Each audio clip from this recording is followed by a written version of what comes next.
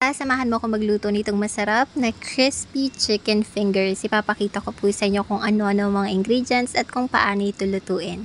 Umpisahan na po natin.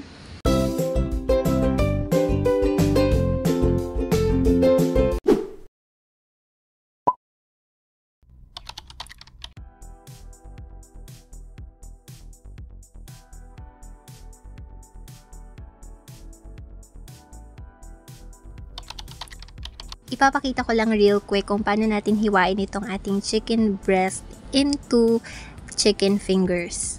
Hiwain lang po natin siya ng ganyan. Tapos slice natin siya ng pahaba. Ganun lang. Maglagay na po tayo ng mga ingredients dito sa ating chicken fingers. Umpisahan po natin sa paprika. Sundan natin ilagay ang ating black pepper. Maglagay tayo ng salt, pampalasa. Ilalagay natin itong ating flour or harina. Tapos ilalagay natin yung mixture na ginawa natin kanina. Baking powder po yan with water. Maglagay po tayo ng 2 piraso ng itlog. Tapos ay haluin po natin itong mabuti para magpantay-pantay yung lasa niya, pati na rin yung mga ingredients na nilagay natin dyan. Especially yung harina, tsaka yung baking powder. Dapat makoat ng maigi yan ng ating nilagay na egg. After that, i-coat po natin sa breadcrumbs itong ating chicken fingers. Ito na po yung itsura kapag na-coat na lahat ng ating breadcrumbs. So, ready na to for frying. Buksan ang kalanises sa medium fire at maglagay ng katamtamang daming ng cooking oil. Kapag may init na yung cooking oil, syempre pwede na natin itong prituhin.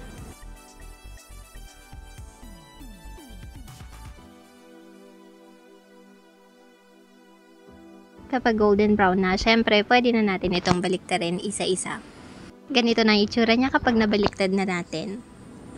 Okay, so at this point, golden brown na siya. So lutong-luto na magkabilang side. So isi-set aside na natin to isa-isa. Tapos yan, pwede na po natin i-fry yung iba pang natira hanggang sa maubos lahat. Okay, so ganito na po yung finished product niya. Sobrang sarap po nitong chicken fingers. Pwede mo siyang papakain. Pwede mo siyang ng mayonnaise. Ihalo sa yung mayonnaise natin. Pwedeng pang almusal. Tapos lalagyan po natin ng kahit sa gabi mayonnaise. Pwedeng rin po yan. At syempre, mas ilalagay tayo kapag may kasamang sausawan. Kaya gagawa tayo ng sausawan. Lagyan din. Pero kung wala, okay lang yan. Masarap pa rin naman kahit wala. Tapos halu-haluin lang po nating mabuti. And that's it. Subukan na nating lasahan. Isasawsaw lang natin to, tapos kakainin na. Sobrang crunchy niya, sobrang yummy. Try nyo po. Sana nagustuhan ninyo. Happy eating. Bye!